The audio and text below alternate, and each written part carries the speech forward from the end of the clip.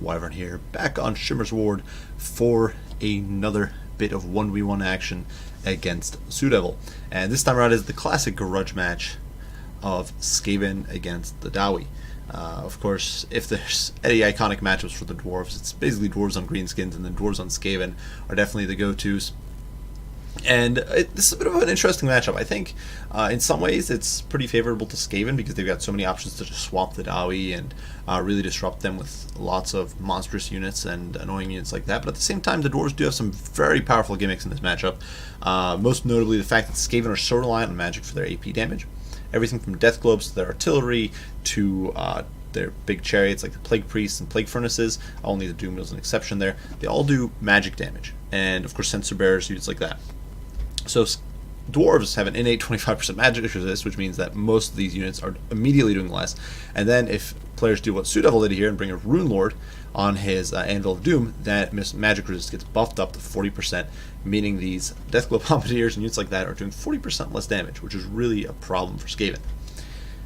So for most of this build, I wanted to go with as little magic damage as possible and focus largely, in fact, on non-AP units and sort of buffs to make sure that the few AP and the non-AP units could get as much value as they could in close quarters. So going over the build here, for my Lord, I decided to bring Queek. I think this is one of the few matchups where Queek is a solid choice. He does, of course, provide an AoE armor debuff with minus 18 armor with Warp Shard armor, which will synergize really nicely with the two Stormvermin sort of board we've got here in the front line. He also is a great duelist. He's I think the best infantry duelist in the game. I think he legitimately beats every other infantry lord in a straight up fight. Because of that bonus for his infantry of 35. He does have Stand Your Ground, he's got Verminous Valor, Trophy Heads, as well as Dwarf Gouger. So all in all, it's just great for sniping out lords and beating them in a 1v1 between Trophy Heads and those bonuses. And then he can also buff his troops a little bit with that Stand Your Ground and make them a little more efficient with Warp Shard armor. Alongside him, we do have a Plague Priest. This guy, with his Mortis Engine effect, with his Billowing Death, he's going to be able to weaken TzuDevil's front line if they get tied down in close quarters. Otherwise, he can cast Pestilent Breath. Not really useful against Dwarves, but hey, every little bit counts. Wither is probably the biggest selling point here. Comboing with the Stormvermin as well as Queek, we can drop enemy armor by up to 78 when we overcast Wither, which is really, really strong. We also do have Vermintide as well as Pestilent Breath in case my opponent does try to bring a whole bunch of shooting. Or in case we just need to pinch some units with some Plague Monks. And finally, we do have Scrying Stone to get us a little more damage resist and try to keep this guy alive, hopefully. For our front line, it is doubled up Stormvermin, and on the flanks we just have Clan Rats with shields on either end, and then some Skaven slaves on the far ends of the formation. And these guys, of course, are there to hopefully compromise backlines, distract Slayers, tie down shooting. Clan Rats, of course, can beat up on Miners. They'll do okay against Dwarf Warriors. Once again, good against Slayers, backlines, that sort of stuff. And just giving us some good width, while the Stormmen here in the center can beat up on units like Longbeards. They can crush units like Miners and tank some fire. And of course, with the debuffs from Queek as well as the Plague Priest, they'll do just fine against the usually good armor of Dwarves. The only way you can do something even more crazy is if you bring Death Runners, because they drop enemy armor by 50%. So you can literally put Dwarves at 0 armor for a period of time, which is pretty crazy.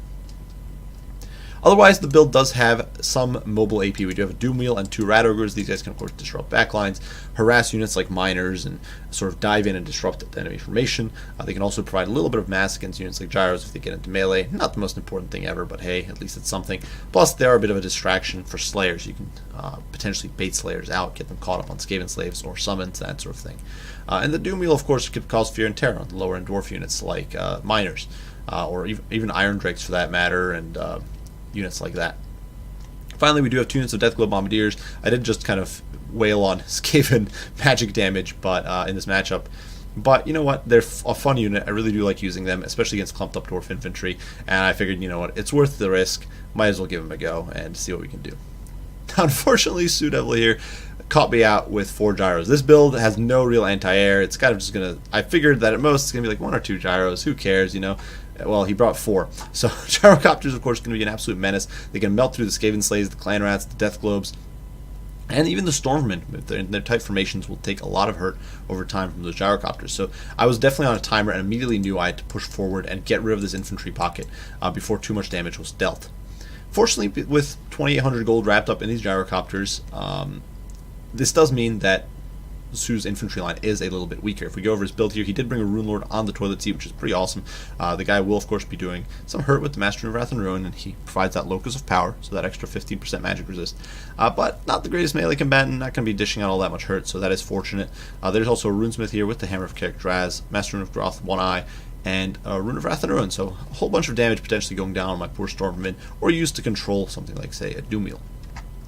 In the meantime, he also does have a single unit of Iron Drakes here looking to roast some rats, Dragonback Slayers for some anti-large, and then a front line composed largely of Longbeards, with a handful of Longbeard Great Weapons there to deal with Stormmen, and some Miners with Blasting Charges, and some Miners to deal with flanking opportunities, as well as to trash squads of chaff. So all in all, a pretty versatile build. You can see we're immediately pushing forward. Unfortunately, those gyros not giving my Death Globes any respite, and immediately sort of roasting them with gouts of scalding steam. So these guys already losing models, already having a rather bad day. Now fortunately, these guys do have 100 armor, so they are not going to just roll over and die. And as you can see, the gyros are missing a bit there, but nonetheless, not where these guys want to be in life. And even if the gyros just kill one of these guys for all of their ammo, that is still cost effective. And gyros, of course, can also bomb me.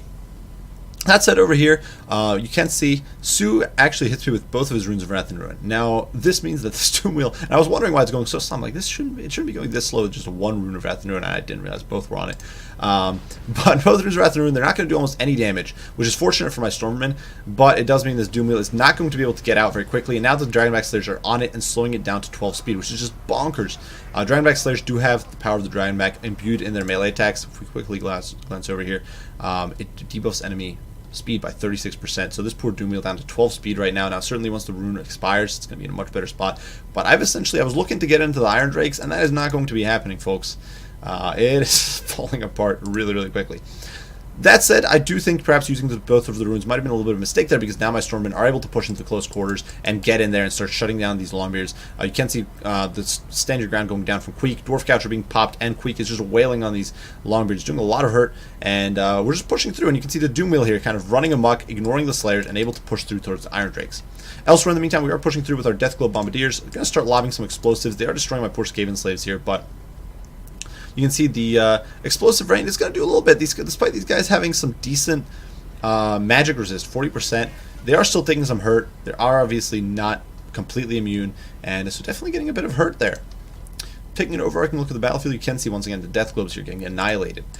But this does mean that the Rat Ogre is relatively unmolested, the Clan Rat's relatively unmolested. Now, I'm not entirely sure which would have been a better target. I think personally that perhaps a bombing or focusing Stormmen at this point might have been a good idea.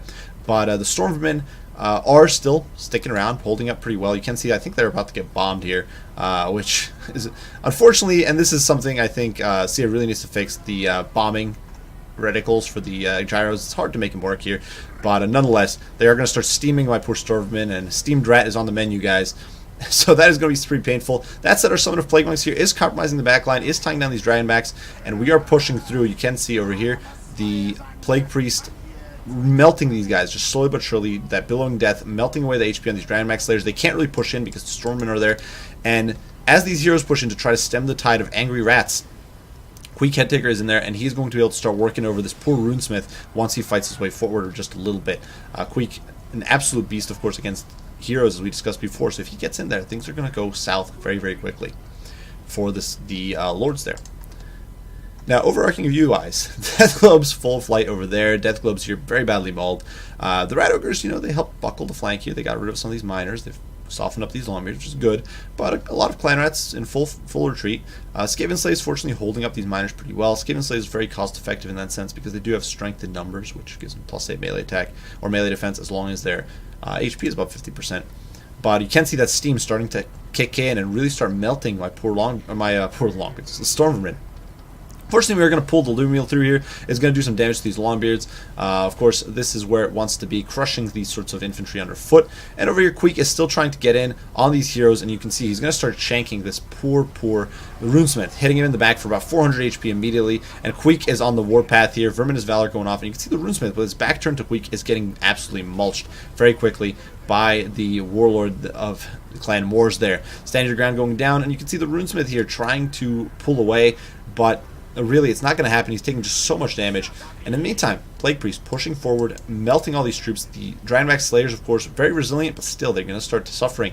And in the meantime, this Runesmith is going to get taken offline. He is going to be adding another skull to Queek's trophy rack here, and he is just getting completely butchered. Elsewhere, in the meantime, the Rat Ogres do get shut down, hit by Master of Rune, Wrath, and Ruin.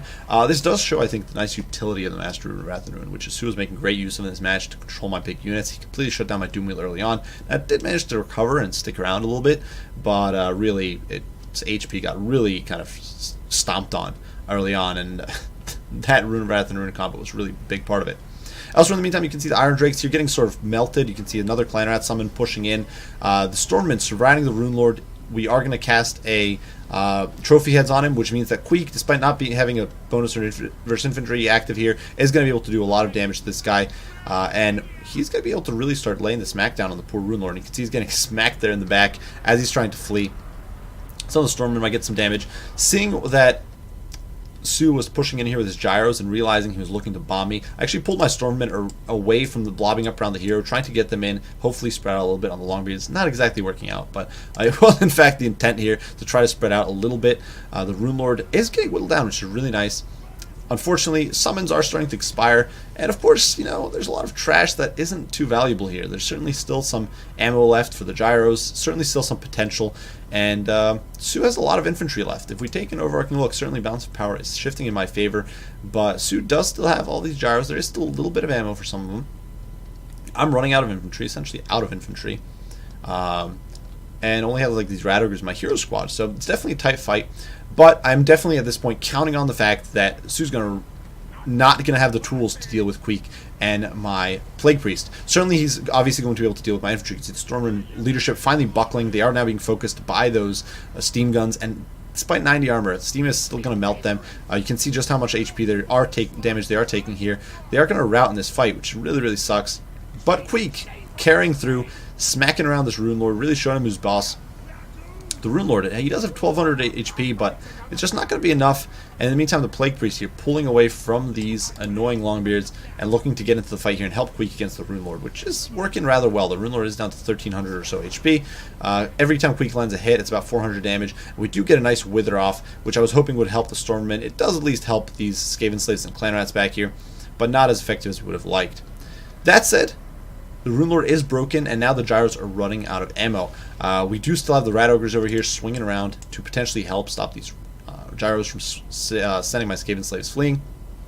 Stormmen do actually rally here. Unfortunately, my Rat Ogres over there, I missed them, and they get routed off by gyros, so well played there. It was actually interesting to see. This is something you don't see very often, but Dwarfs having enough units, or enough gyros to scare off and chase off routers, which you can see these gyros over here getting some value. I don't know what they chased off the map, but they chased something. These gyros over there chasing the map. I think they chased the Doom Wheels, what they did. And so Queek here trying to push through, trying to muscle his way through the front. He is being hit by Master of Wrath and Ruin, controlling him, preventing him from escaping. But now the Stormmen coming in from the flank. This Plague Priest melting these troops, which is just showing the power of that Mortis Engine effect against the Dawi. They got that magic resist, but Mortis Engines, they're so powerful, guys, especially when there's no more shooting left to work. Now the Death Globes are pouring in their fire, pouring in their hatred on these miners and these clumped up troops. Sure, they're down to only like 12 models and almost no ammo, but still, it's work being done. Queek does manage to kill off Su's Lord, and suddenly it is going to be a snowball effect as the Dwarf forces rout against the last few heroes of Clan Wars here. So a very close fight, and honestly came, I think, a lot closer than it perhaps looked, because I did have the two heroes healthy, but otherwise my army was basically gone. TzuDevil did still have, you can see all the gyros were still around kicking, but with no ammo, they and almost no ground forces left. Their leadership just couldn't hold out once the Lord died for TzuDevil, and so I think there were obviously mistakes, especially in my comp, but I think there were a few mistakes in both of our comps here. Obviously, I brought no anti-air. Now, personally, I don't think Warp Lightning Cannons are a very good choice, because they're so easy for Dwarves to shut down with cannon fire. Obviously, Su didn't bring cannons here, but plenty of Dwarf players do bring cannons, and they will mulch your Warp Lightning Cannons. Plus, once again, Rune Lord is on the field. Gyros are up to 40% magic resist. Warp Lightning Cannons are doing a lot less damage. You know, Skaven Slaves would have been an okay choice here. Skaven Slave Slingers or Night Runner Slingers or one of those units would have actually done, just having a few of them would have been enough zone, or at least pressure the gyros a little bit. Not having them really hurt me. Honestly, probably would have been smart to ditch these 2 death globes in favor of like a unit of gutter runners, slingers, and 2 night runners or something along those lines. I think would have been the cost equivalent. For the rest of the build, well, I think it was actually pretty solid. The Plague Priest gives you those summons, gives you those armor debuffs, gives you that Mortis Engine effect, weak Head Taker, of course, very respectable against heroes. He did goon out both the Rune Lord and the Rune Smith. He does also provide a few aura effects that help your non-AP troops. Skaven Slaves, you know, they're there for swamping. Sue didn't have much for me to swamp all over. He only had the Iron Drakes, but still, they're good for that. Same with the Clan Rats. And Stormmen, a great anchor unit. They did gain 2 chevrons over the course of the game each, I think, or maybe 1 chevron. I forget if I put 1 in, but still good. Doom Wheel, well, got screwed, but it tried. And the Rat Ogres got some work done. So all in all, I was pretty satisfied there. I think Sue's build was not bad. I think the main issue there was that there just was not enough units to really deal with Queek and especially the Plague Priest.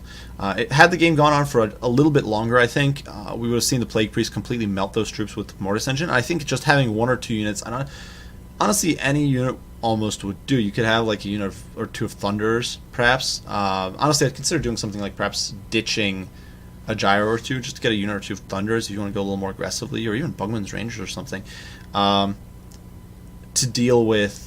dispatch the Plague Furnace especially, because it was having a huge impact on that fight, and I think not being able to shut it down hurt him. Otherwise, I do think a few mistakes with some focus fire were made. I think that while the gyros did melt the death globes, it would have probably been better to melt the Stormmen, because they, ironically, I think they had more of an impact. That might have actually had more of an impact even if the death globes weren't focused. So, but regardless, I do think that the only real mistake here was the lack of a proper or enough anti-large to deal with double Rat Ogres, Doom Wheels, Plague Priest, Queek, especially, well, I know Queek's not large, but he's a single model, especially once the Slayers were gone. Otherwise, though, those gyros, man, they messed me up. My poor death globes had no chance. They really did melt the Stormmen once they started firing into the back of them, and they're just so nasty. I really wish gyros would get a fix to their... I wish people have been suggesting it for ages, that their bombs be made into a bombardment spell that you could just target, and that way you don't have to do any sort of weird, annoying micro, because right now you basically never use the bombs and gyrocopters. But otherwise, yeah, cool build, a lot of fun. And well played to TzuDevil. Came right down to the wire, really. And I do hope you guys enjoyed the video. Hope you found it entertaining. If you haven't checked out his channel already, be sure to check it out. He's posting some of the other games that we played, because we played quite a few games back and forth. So quite a few 1v1s. So he did post up some already. He is going to be posting up another one today. So be sure to check it out. And I'll be leaving the link to his channel down below. And that is it for this bit of a series against Sue. I do hope you guys enjoyed it. I hope you found it entertaining. I hope you had some fun just watching and seeing all sorts of different matchups against the Dwarves, because we did get to do all sorts of fun things. So, as usual, if you have any comments, any criticism, any questions, don't hesitate to put them down below. I will do my best to respond as soon as I can. I do thank you all for watching, and I will see you all in the next one. Bye for now.